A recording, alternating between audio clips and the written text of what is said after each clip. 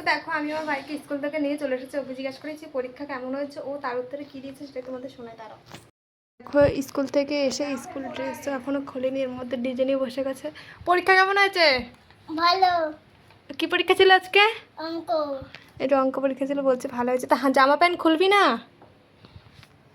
আমি কি করে বলবো? তো তোমরা তো দেখেই নিয়েছো ভাই পরীক্ষা কেমন দিয়েছে, সেটা তো নিজের মুখে বললো। তো আজকে দোকানে গেছিলাম, দোকান থেকে আসার পর মানিব্যাগে আমার একটা টাকা দেখতে পেলাম। টাকাটা হচ্ছে এই যে দেখো, দেখতে পাচ্ছ কিনা বুঝতে পারছো কিনা জানি না, আমি দেখাচ্ছি ব্যাগটা।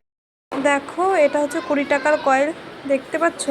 ফ্ল্যাশ অন করো তো তাই এরকম করছে। আর এই যে, তো এটাই আমার ভাইকে দেবো, দেখবো কেমন রিয়াকশন করে বা 20 টাকার কয়েল দেখে কী বলে সেটাই তোমাদের দেখাবো। তো চলো তাড়াতাড়ি আয়, দেখা যায় একটা জিনিস, তাড়াতাড়ি আয়, তাড়াতাড়ি আয়, তাড়াতাড়ি আয়। চোখ বন্ধ কর, চোখ খোল।